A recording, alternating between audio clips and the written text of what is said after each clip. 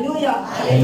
Hallelujah. Hallelujah. Praise the Lord. ಕರ್ತನ ಪರಿಶುದ್ಧ ನಾಮಕ್ಕೆ ಸ್ತೋತ್ರವಾಗಲಿ. I wish you a very happy new year to you and your family. ನಿಮಗೆಲ್ಲರಿಗೂ ಕೂಡ ಹೊಸ ವರ್ಷದ ಶುಭಾಶಯಗಳನ್ನ ನಿಮಗೂ ನಿಮ್ಮ ಕುಟುಂಬಕ್ಕೂ ನಾನು ಸಲ್ಲಿಸುವವಳಾಗಿದ್ದೇನೆ. Hallelujah. Hallelujah. Praise the Lord. ಕರ್ತನ ಪರಿಶುದ್ಧ ನಾಮಕ್ಕೆ ಸ್ತೋತ್ರವಾಗಲಿ. Straight away let's get into today's message. ನೇರವಾಗಿ ಇವತ್ತಿನ ದಿವಸ ಸಂದೇಶಕ್ಕೆ ನಾವು ಪ್ರವೇಶಿಸೋಣ. We have got very less time. ಯಾಕಂದ್ರೆ ನಮಗೆ ಬಹಳ ಕಡಿಮೆ ಸಮಯವಿದೆ. Now, do you know how many prophecies are there in the Bible? ಸತ್ಯವೇದದಲ್ಲಿ ಎಷ್ಟು ಪ್ರವಾದನೆಗಳು ಇವೆ ಅನ್ನೋದು ನಿಮಗೆ ಏನಾದರೂ ಗೊತ್ತಿದೆಯಾ? Why I'm asking is because today we all have come to receive the promise, the prophecy from God.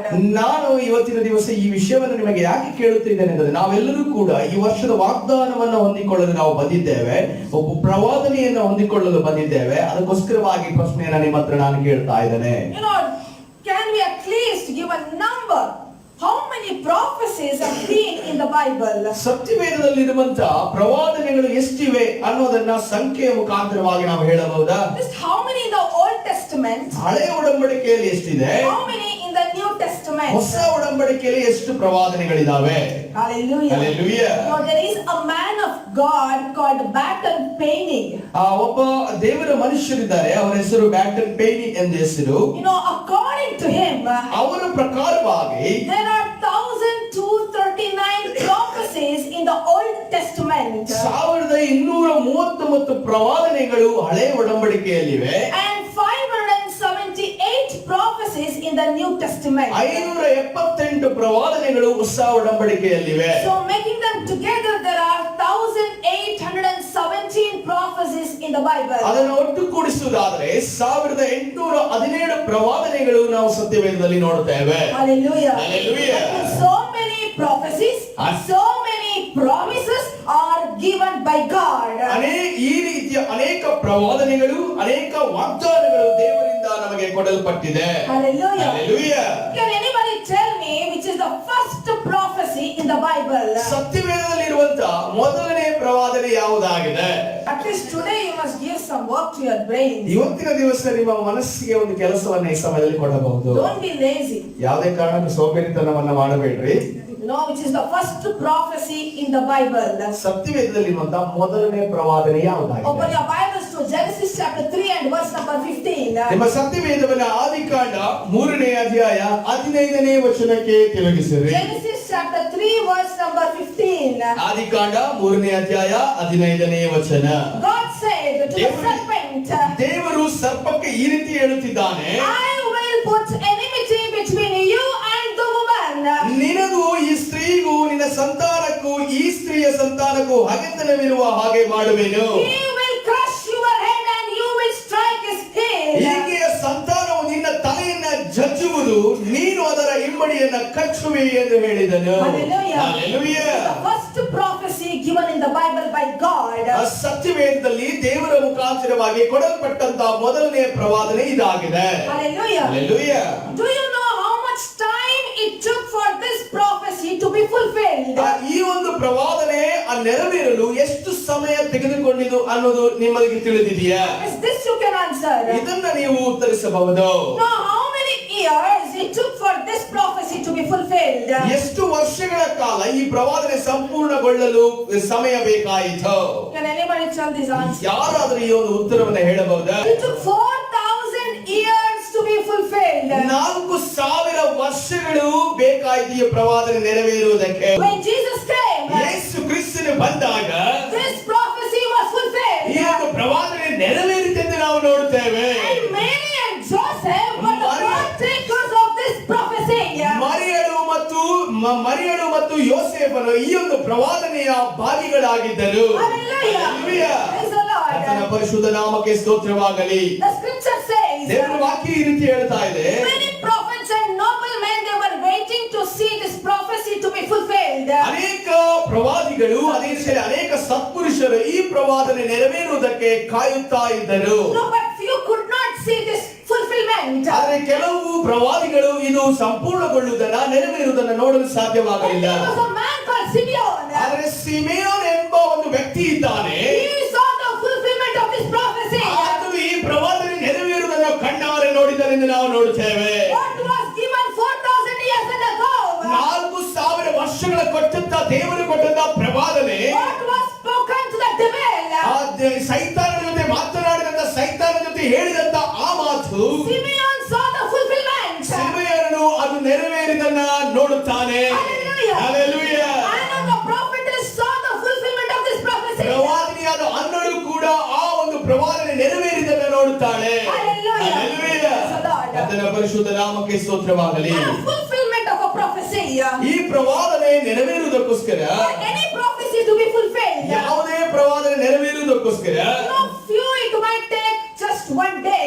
ಕೇವಲ ಒಂದು ದಿವಸ ಬೇಕಾಗಬಹುದು. Maybe few it takes 7 weeks or 7 days. ಕೆಲವು ಪ್ರವಾದನೆಗಳಿಗೆ 7 ದಿವಸಗಳ ಒಂದು ವಾರ ಬೇಕಾಗಬಹುದು. Few prophecy might take 7 years. ಕೆಲವು ಪ್ರವಾದನೆಗಳು ನೆರವೇರುವುದಕ್ಕೋಸ್ಕರ 7 ವರ್ಷಗಳು ಬೇಕಾಗಬಹುದು. Few might take up to 70 years.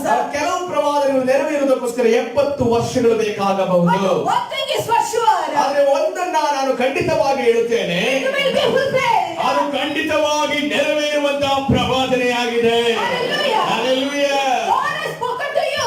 ದೇವರು ಒಂದು ವೇಳೆ ನಿಮ್ಮ ಜೊತೆ ನೇರವಾಗಿ ಮಾತನಾಡಿರುವುದಾದರೆ, God has given that promise to you. ದೇವರು ವಾಗ್ದಾನವನ್ನು ನಿಮಗೆ ನೇರವಾಗಿ ಕೊಟ್ಟಿರುವುದಾದರೆ, It will be fulfilled. ಅದು ಖಂಡಿತವಾಗಿ ನೆರವೇರುವಂತದ್ದಾಗಿದೆ. Hallelujah. Hallelujah. No matter it is 7 years or 70 years, ಅದು 7 ವರ್ಷಗಳಾಗಬಹುದು, 70 ವರ್ಷಗಳಾಗಬಹುದು. it shall be fulfilled. ಅದು ಖಂಡಿತವಾಗಿ ದೇವರಿಂದ ಬಾಯಿಂದ ಹೊರಟಂತ ಮಾತು ನೆರವೇರುವಂತದ್ದಾಗಿದೆ. Hallelujah. Hallelujah. What is the prophecy? ಪ್ರವಾದನೆ ಅಂದರೆ ಏನು?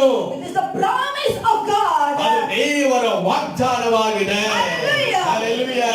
The spoken things by God. ದೇವರ ಬಾಯಿಂದ ಹೊರಟಂತ ಮಾತಾಗಿದೆ. Hallelujah. Hallelujah. So, maybe from many years, ಅನೇಕ ವರ್ಷಗಳಿಂದ we have received many prophecies, right? ನಾವು ಅನೇಕ ಪ್ರವಾದನೆಗಳನ್ನ ಹೊಂದಿದ್ದೇವೆ. I can see your ಹೌದಾ? hands.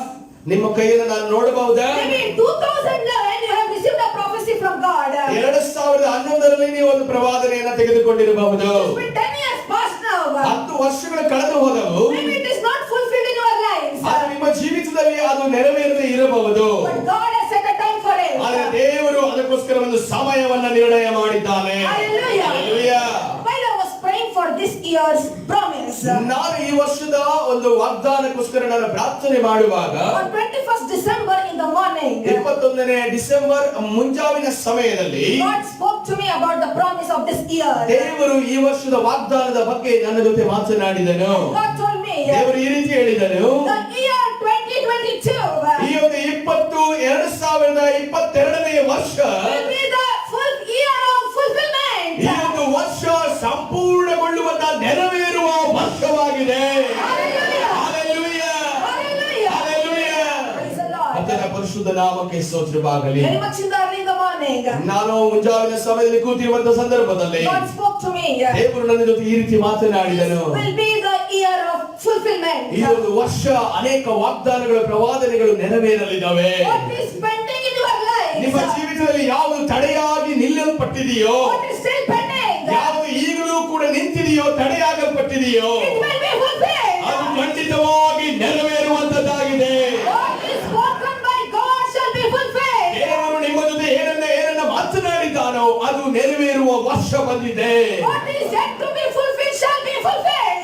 ಯಾವುದು ಮುಂದಿನ ದಿವಸದಲ್ಲಿ ನೆರವೇರಬೇಕಾಗಿದೆಯೋ ಅದು ಕೂಡ ನೆರವೇರುವ ಸಮಯ ಬಂದಿದೆ. Hallelujah. Hallelujah. Shall we praise God for God has given such a beautiful promise for our church? ಈ ಸಮಯದಲ್ಲಿ ನಾವು ಕರಗಳನ್ನು ಎತ್ತಿ ಕರಗಳನ್ನು ತಟ್ಟುತ್ತಾ ದೇವರಿಗೆ ವಂದನೆಯನ್ನು ಸಲ್ಲಿಸುವ ದೇವರು ಈ ಒಂದು ವಾಗ್ದಾನವನ್ನು ನಮಗೆ ದಯಪಾಲಿಸಿಕೊಟ್ಟಿದ್ದಾನೆ.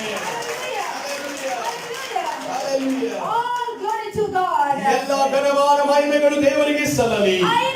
I tell you something. ನಾನು ಒಂದು ವಿಚಾರವನ್ನು ನಿಮಗೆ I ಹೇಳುತ್ತೇನೆ. never expected this year 2022 will be such a great, beautiful, blessed year to our church. ನಾನು ಅಂದುಕೊಂಡಿರಲಿಲ್ಲ 2022ನೇ ವರ್ಷ ನಮ್ಮ ಸಭೆಗೆ ಆಶೀರ್ವದಿಸಲ್ಪಟ್ಟಂತ ಮತ್ತು ಇಂಥ ಒಳ್ಳೆಯ ವರ್ಷವಾಗಿ ದೇವರು ನಮಗೆ ಕೊಡುತ್ತಾನೆ ಅಂದುಕೊಂಡಿರಲಿಲ್ಲ. Church, for what you are waiting since past years. ಸಭೆ ನೀವು ಯಾವ ವಿಚಾರಕ್ಕಾಗಿ ಎಷ್ಟೋ ವರ್ಷಗಳಿಂದ ನೀವು ಕಾಯುತ್ತಿದ್ದೀರೋ 2022 will be fulfilled.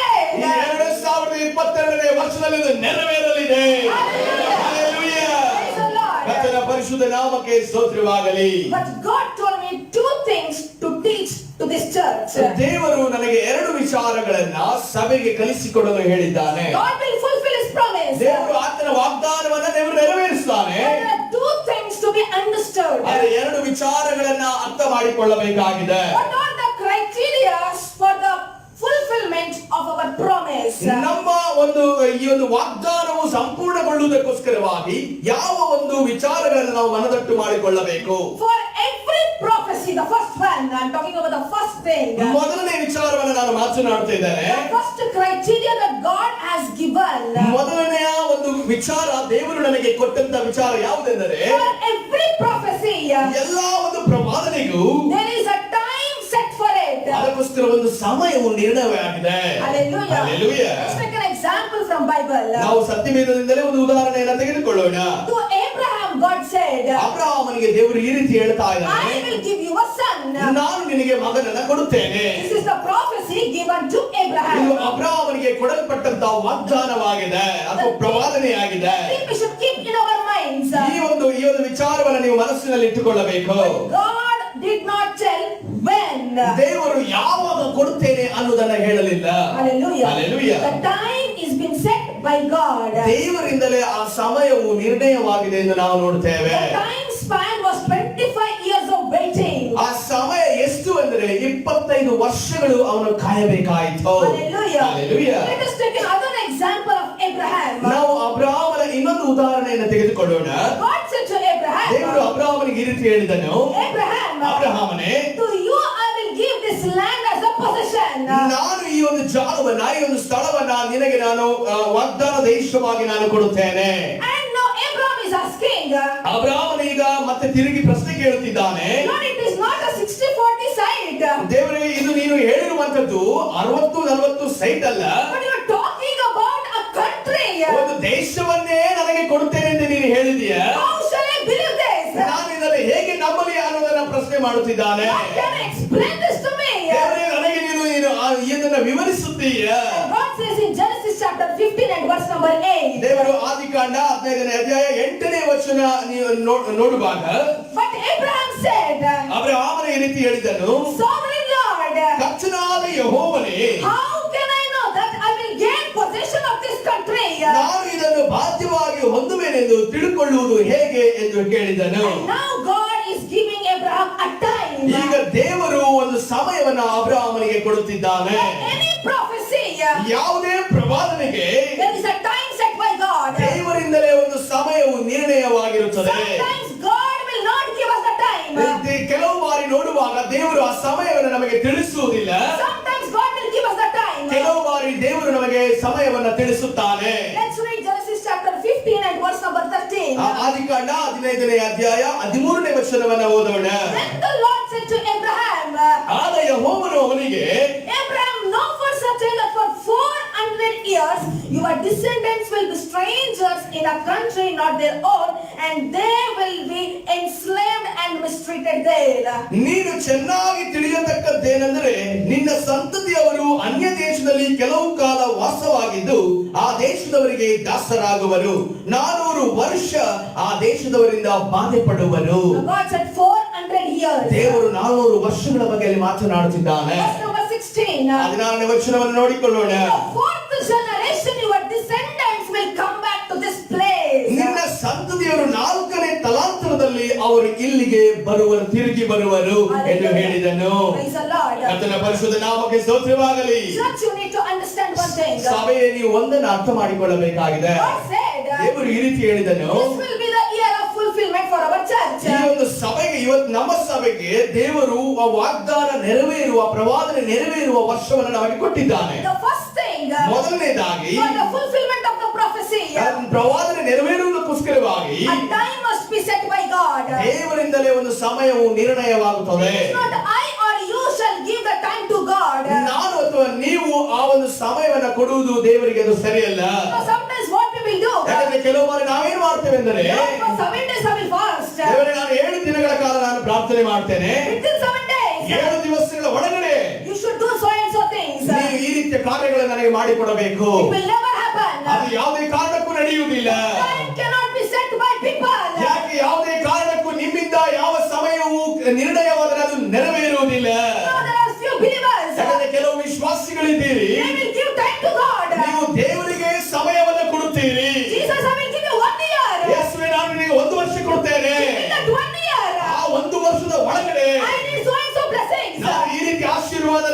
ಬರೆದುಕೊಳ್ಳಬೇಕು. You have a notebook. ಒಂದು ವೇಳೆ ನೀವು ನೋಟ್ಬುಕ್ ನಿಮ್ಮ ಬಳಿ ಇರುವುದಾದರೆ Write it down. ಅದರಲ್ಲಿ ಬರ್ಕೊಳ್ರಿ. It will never happen in my life. ಅದು ಯಾವುದೇ ಕಾರಣಕ್ಕೂ ನಿಮ್ಮ ಜೀವಿತದಲ್ಲಿ ನೆರವೇರುವಂತದ್ದಲ್ಲ. You can humble before God. ದೇವರ ಮುಂದೆ ಒಂದು ವೇಳೆ ನೀವು ತಗ್ಗಿಸಿಕೊಳ್ಳುವುದಾದರೆ I will wait for the appointed time. ದೇವರೇ, ನಾನು ನಿನ್ನ ಸಮಯಕ್ಕೋಸ್ಕರ ನಾನು ಕಾಯುತ್ತೇನೆ ಎಂದು ದೇವರ ಬಳಿ ಹೇಳುವುದಾದರೆ Whether it is 70 years, ಅದು 7 ವರ್ಷವೇ ಆಗಲಿ, 70 years, ಅದು 70 ವರ್ಷವೇ ಆಗಲಿ, 1000 years, 1000 ವರ್ಷಗಳೇ ಆಗಲಿ, when your appointed time come in my life. ನನ್ನ ಜೀವಿತದಲ್ಲಿ ನಿನ್ನ ಸಮಯ ಬರುವಾಗ Hallelujah. ಅದು ನೆರವೇರುವಂತದ್ದಾಗಿದೆ. Hallelujah. Hallelujah. The first criteria for the fulfillment in your lives. ನಿಮ್ಮ ಜೀವಿತದಲ್ಲಿ ಮೊದಲನೆಯ ಪ್ರವಾದನೆ ನೆರವೇರುವುದಕ್ಕೆ ಮೊದಲನೇ ವಿಚಾರ ಯಾವುದೆಂದರೆ God's appointed time. ದೇವರು ನಿರ್ಣಯ ಮಾಡಿದಂತಹ ಸಮಯ. If you are asking God, like God, I will give you so much time and so things must happen in my life. ಒಂದು ವೇಳೆ ನಾನು ಈ ರೀತಿಯ ಸಮಯವನ್ನ ದೇವರೇ ನಿನಗೆ ಕೊಡ್ತೇನೆ, ನೀನು ಇಷ್ಟರಲ್ಲಿ ನನಗೆಲ್ಲ ಮಾಡಿಕೊಡ್ಬೇಕು ಅಂತ ಅನ್ಕೊಂಡು ನೀವು ಹೇಳೋದಾದ್ರೆ You need to ask forgiveness from God. ಇವತ್ತಿನ ದಿವಸ ನೀವು ದೇವರ ಜೊತೆ ಕ್ಷಮೆಯನ್ನು ಯಾಚಿಸಬೇಕಾಗಿದೆ. Hallelujah. Hallelujah. Shall we go to the next thing? ಈ ಸಮಯದಲ್ಲಿ ಮುಂದಿನ ಭಾಗಕ್ಕೆ ಹೋಗೋಣ. The second thing and the last thing. ಎರಡನೆಯ ವಿಚಾರ ಮತ್ತು ಮುಂದಿನ ವಿಚಾರಕ್ಕೆ ಹೋಗೋಣ. What is the next criteria? ಮುಂದಿನ ಒಂದು ವಿಚಾರ ಯಾವುದಾಗಿದೆ? Let's take the same example of Abraham. ಅಬ್ರಹಾಮನ ಉದಾಹರಣೆಯನ್ನೇ ನಾವು ತೆಗೆದುಕೊಳ್ಳೋಣ. God said to Abraham, ದೇವರು ಅಬ್ರಹಾಮನಿಗೆ ಈ ರೀತಿ ಹೇಳಿದನು, I will give you a son. ನಾನು ನಿನಗೆ ಮಗನನ್ನ ಕೊಡುತ್ತೇನೆ. And the time was set by God. ದೇವರಿಂದಲೇ ಆ ಸಮಯ ನಿರ್ಣಯವಾಗಿತ್ತು. But what is the second criteria in Abraham's and Sarah's life? ಅಬ್ರಹಾಮನು ಮತ್ತು ಸಾರಳ ಜೀವಿತದಲ್ಲಿ ಇದ್ದಂತಹ ಎರಡನೇ ದೇವರಿಟ್ಟಿರುವಂತಹ ವಿಚಾರ ಯಾವುದಾಗಿದೆ? Genesis chapter 18. ಆದಿಕಾಂಡ 18ನೇ ಅಧ್ಯಾಯ. Genesis chapter 18. ಆದಿಕಾಂಡ 18ನೇ ಅಧ್ಯಾಯ Verse number 14. 14ನೇ ವಚನ. God said to Abraham and Sarah over there. ದೇವರು ಅಬ್ರಹಾಮನಿಗೂ ಸಾರಳಿಗೂ ಈ ರೀತಿ ಹೇಳುತ್ತಿದ್ದಾನೆ, Sarah and Abraham, ಅಬ್ರಹಾಮನೇ ಮತ್ತು ಸಾರಳೆ, I will return to you at the appointed time next year and Sarah will have a son. ನಾನು ಹೇಳಿದಂತೆ ಬರುವ ವರ್ಷದ ಇದೇ ಕಾಲದಲ್ಲಿ ನಾನು ನಿನ್ನ ಬಳಿಗೆ ಬಂದಾಗ ಸಾರಳಿಗೆ ಮಗನಿರುವನು ಎಂದು ಹೇಳಿದನು. What is the second thing? ಎರಡನೇ ವಿಚಾರ ಯಾವುದಾಗಿದೆ? God must to visit Sarah. ಸಾರಳನ್ನ ದೇವರು ಸಂಧಿಸಬೇಕಾಗಿದೆ. Hallelujah. Hallelujah. This is the second criteria for the fulfillment of your promises. ನಿಮ್ಮ ಜೀವಿತದಲ್ಲಿ ಪ್ರವಾದನೆಗಳು ವಾಗ್ದಾನಗಳು ನೆರವೇರುವುದಕ್ಕೋಸ್ಕರವಾಗಿ ಇರುವಂತಹ ಎರಡನೇ ವಿಚಾರ ಯಾವುದೆಂದರೆ ದೇವರು ನಿಮ್ಮನ್ನ ಸಂಧಿಸಬೇಕಾಗಿದೆ. You need the visitation from God. ನಿಮಗೆ ದೇವರಿಂದ ಒಂದು ಸಂಧಿಸುವಿಕೆ ಅನ್ಯೋನ್ಯತೆ ಅಗತ್ಯವಿದೆ. God said, ದೇವರು ಈ ರೀತಿ ಹೇಳ್ತಾ ಇದ್ದಾನೆ, when I will return to you, when I will visit you, Sarah will have a son. ನಾನು ಮುಂದಿನ ವರ್ಷ ತಿರುಗಿ ಬರುವಂತಹ ಸಂದರ್ಭದಲ್ಲಿ ಸಾರಳೆ ನಿನಗೊಬ್ಬ ಮಗನಿರುತ್ತಾನೆ. Hallelujah. Hallelujah. When God visits you, ಯಾವಾಗ ದೇವರು ನಿಮ್ಮನ್ನ ಸಂಧಿಸುತ್ತಾನೋ your prophecy will be fulfilled. ನಿಮ್ಮ ಪ್ರವಾದನೆಗಳು ನೆರವೇರುತ್ತವೆ. Hallelujah. Hallelujah. Praise the Lord. ಕರ್ತನ ಪರಿಶುದ್ಧ ನಾಮಕ್ಕೆ ಸ್ತೋತ್ರವಾಗಲಿ. Genesis chapter 21 and verse number 1. ಆದಿಕಾಂಡ 21ನೇ ಅಧ್ಯಾಯ 1ನೇ ವಚನ. The English Bible says, ದೇವರ ವಾಕ್ಯ ಇಂಗ್ಲಿಷ್ ಬೈಬಲ್ ನಲ್ಲಿ ಈ ರೀತಿ ಹೇಳ್ತಾ the ಇದೆ. original manuscript says, ಯಾವುದು ದೇವರ ವಾಕ್ಯ ಸತ್ಯವೇದದಲ್ಲಿ ಈ ರೀತಿ ಹೇಳ್ತಾ ಇದೆ. and the Lord visited Sarah as he had said, and the Lord did for Sarah and had spoken.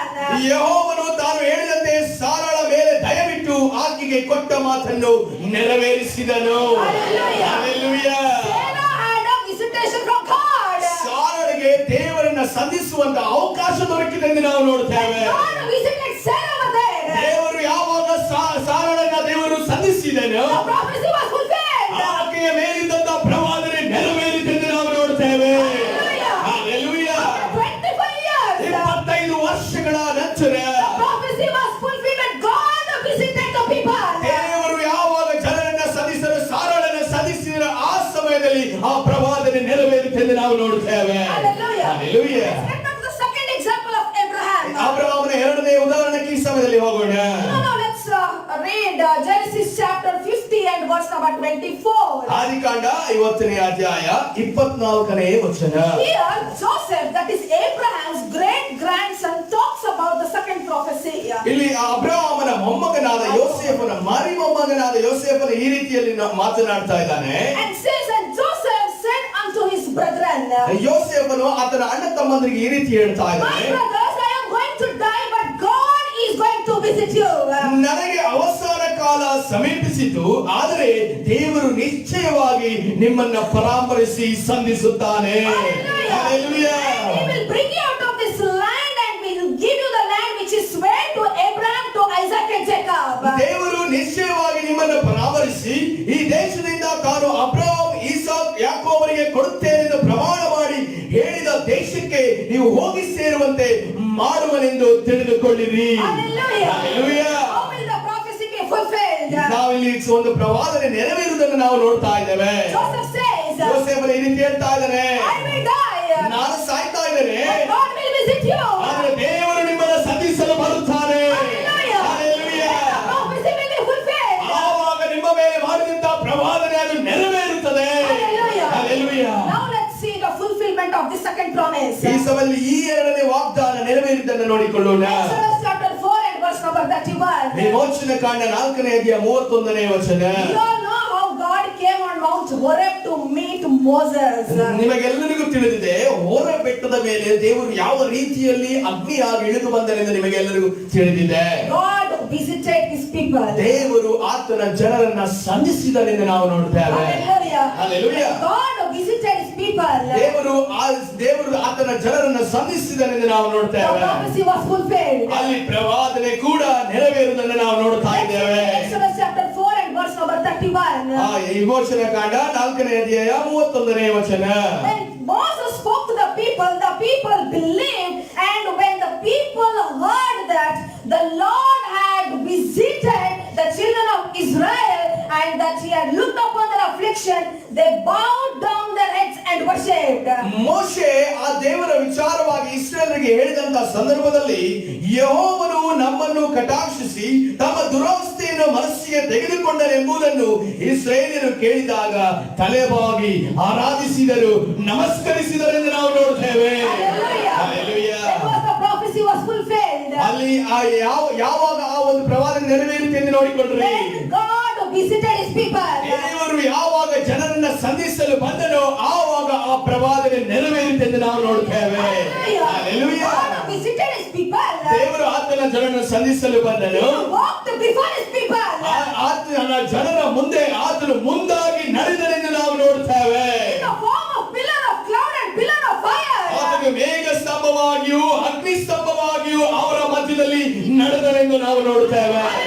Hallelujah. Always remember one thing.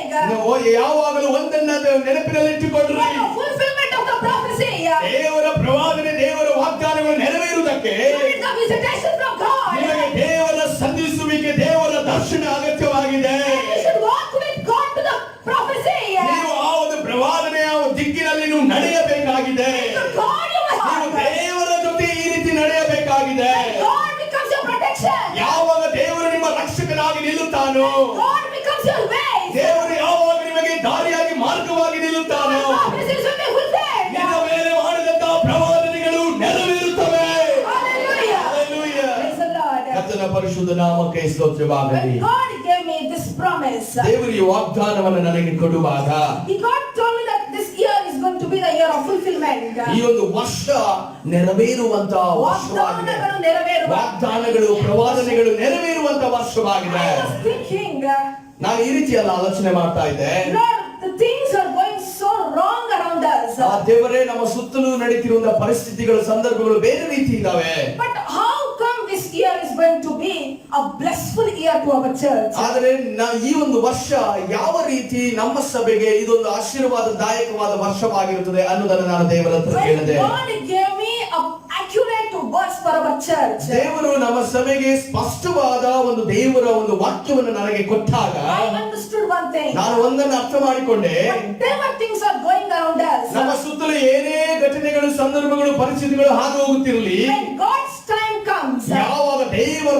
ಸಮಯ ನಮ್ಮ ಮುಂದೆ ಬರ್ತದೋ, when God visits us, ಯಾವಾಗ ದೇವರು ನಮ್ಮನ್ನ ಸಂಧಿಸುತ್ತಾನೋ, it shall happen. ಅದು ಖಂಡಿತವಾಗಿ ಆತನು ಮಾಡಿದಂತ ಮಾತು ಅದು ನೆರವೇರುವಂತದ್ದಾಗಿದೆ. Hallelujah. Hallelujah. This is the words that God has given to our church. ದೇವರು ನಮ್ಮ ಸಭೆಗೆ ಕೊಟ್ಟಂತ ದೇವರ ವಾಕ್ಯ, ವಾಗ್ದಾನದ ವಾಕ್ಯ, ಪ್ರವಾದನೆಯ ವಾಕ್ಯ ಇದಾಗಿದೆ. Are you excited? ನೀವು ಬಹಳ ಉತ್ಸಾಹ ಉಳ್ಳವರಾಗಿದ್ದೀರಾ? Open your Bibles to Jeremiah Jeremiah chapter 29 and verse number ನಿಮ್ಮ 10. ಸತ್ಯವೇದವನ್ನ ಯೆರೆಮೀಯ 29ನೇ ಅಧ್ಯಾಯ 10ನೇ ವಚನಕ್ಕೆ ತಿರುಗಿಸಿರಿ. Thus says the Lord, ಯೆಹೋವನು ಇಂತೆನ್ನುತ್ತಾನೆ, 70 years are completed at Babylon, I will visit you and I will fulfill to you my promise. Babel ರಾಜ್ಯವು 70 ವರ್ಷ ಪ್ರಬಲಿಸಿದ ಮೇಲೆ ನಾನು ನಿಮ್ಮನ್ನು ಕಟಾಕ್ಷಿಸಿ ನಿಮ್ಮನ್ನ ಸಂಧಿಸಿ ಈ ಸ್ಥಳಕ್ಕೆ ತಿರುಗಿ ಬರಮಾಡುತ್ತೇನೆ. ನನ್ನ ಶುಭ ವಾಕ್ಯವನ್ನ ನಿಮಗಾಗಿ ನೆರವೇರಿಸುತ್ತೇನೆ. Hallelujah. Hallelujah. Give a praise unto God. ದೇವರಿಗೆ ಮಹಿಮೆಯನ್ನು ಸಲ್ಲಿಸೋಣ. Hallelujah. Hallelujah. Praise the Lord. ಆತನ ಪರಿಶುದ್ಧ ನಾಮಕ್ಕೆ ಸ್ತೋತ್ರವಾಗಲಿ. Hallelujah. Praise you Jesus, worship you We are Lord. going to sing Hallelujah. a song and we are going to finish it up. Hallelujah. ಈ ಸಮಯದಲ್ಲಿ ಹಾಡನ್ನ ಹಾಡಿ ನಾವು ಇವತ್ತಿನ ಈ ವಾಕ್ಯವನ್ನ ಮುಗಿಸಲು ಹೋಗುತ್ತಿದ್ದೇವೆ. You all know the song ವಾಗ್ದಾನ ನೆರವೇರೋ ಸಮಯವಿದು. ಆ ವಾಗ್ದಾನ ನೆರವೇರೋ ಸಮಯ ಎನ್ನುವ ಒಂದು ಹಾಡು ನಿಮಗೆ ತಿಳಿದಿದೆ. When the song is going on, ಯಾವಾಗ ಈ ಹಾಡನ್ನ ನಾವು ಹಾಡ್ತೇವೋ, if you need the fulfillment of the promises of the prophecies in your lives, ನಿಮ್ಮ ಜೀವಿತದಲ್ಲಿ ದೇವರ ವಾಗ್ದಾನಗಳು ಪ್ರವಾದನೆಗಳು ನೆರವೇರಬೇಕೆಂದು ನೀವು ಬಯಸುವುದಾದರೆ, you know, if this is the time to confess your sins before God, ದೇವರ ಮುಂದೆ ನಿಮ್ಮ ಪಾಪಗಳನ್ನ ಕ್ಷಮೆಯನ್ನು ಯಾಚಿಸುವಂತ ಸಮಯ ಇದಾಗಿದೆ. you want to ask forgiveness from each other, ನೀವು ಒಂದು ವೇಳೆ ಒಬ್ಬರಿಗೊಬ್ಬರು ನೀವು ಕ್ಷಮೆಯನ್ನು ಯಾಚಿಸಬೇಕೆಂದು ಬಯಸುವುದಾದರೆ, this is the time. ಈ ಒಂದು ಸಮಯ ಅದಾಗಿದೆ. With your pastors or from your God, from your relatives, from your neighbors, from your co-brothers in Christ, whoever it is. ಆ ದೇವರ ಬಳಿ, ಸೇವಕರ ಬಳಿ, ಅದೇ ರೀತಿಯಲ್ಲಿ ನಿಮ್ಮ ಜೊತೆ ಸಹ ವಿಶ್ವಾಸಿಗಳ ಬಳಿ, ನಿಮ್ಮ ನೆರೆಹೊರೆಯವರ ಬಳಿ, ನಿಮ್ಮ ಸಂಬಂಧಿಕರ ಬಳಿ ಕ್ಷಮೆಯನ್ನು ಕೇಳುವಂತ ಸಮಯ ಇದಾಗಿದೆ. Even with your parents, the children, you can ask forgiveness. ನಿಮ್ಮ ತಂದೆ ತಾಯಿಗಳ ಜೊತೆಯೂ ಕೂಡ ಮಕ್ಕಳು ಕ್ಷಮೆಯನ್ನು ಯಾಚಿಸಬಹುದು.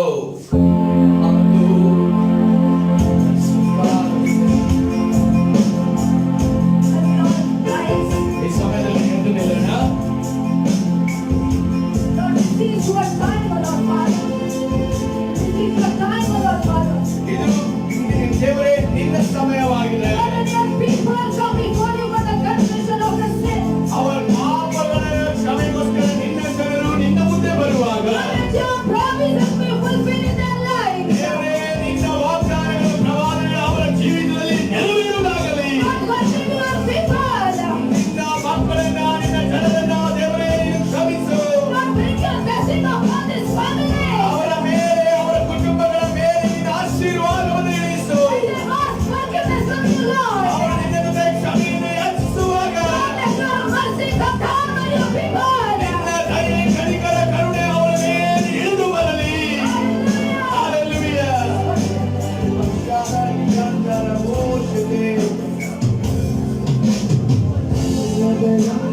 ಕಣ್ಮಣಿಯೇ ಕರಗಿಳಿದು ನಡೆಸುವನು ಕರಗಬೇಡ. ಕಣ್ಮಣಿಯೇ ಕರಗಿಳಿದು ನಡೆಸುವನು ಕರಗಬೇಡ. ಕಣ್ಮಣಿಯೇ ಕರಗಿಳಿದು ನಡೆಸುವನು ಕರಗಬೇಡ. ಕಣ್ಮಣಿಯೇ ಕರಗಿಳಿದು ನಡೆಸುವನು. ವಾಗ್ದಾನ ನೆರವೇರೋ ಸಮಯವಿದು. ವಾಗ್ದಾನ ನೆರವೇರೋ ಸಮಯವಿದು. ವಾಗ್ದಾನ ನೆರವೇರೋ ಸಮಯವಿದು. ವಾಗ್ದಾನ ನೆರವೇರೋ ಸಮಯವಿದು. ವಾಗ್ದಾನ ನೆರವೇರೋ ಸಮಯವಿದು. ಕರಗಬೇಡ ಕಣ್ಮಣಿಯೇ ಕರಹಿಡಿದು ನಡೆಸುವನು. ಕರಗಬೇಡ ಕಣ್ಮಣಿಯೇ ಕರಹಿಡಿದು ನಡೆಸುವನು. ಕರಗಬೇಡ ಕಣ್ಮಣಿಯೇ ಕರಹಿಡಿದು ನಡೆಸುವನು. ಕರಗಬೇಡ ಕಣ್ಮಣಿಯೇ ಕರಹಿಡಿದು ನಡೆಸುವನು. ಕರಗಬೇಡ ಕಣ್ಮಣಿಯೇ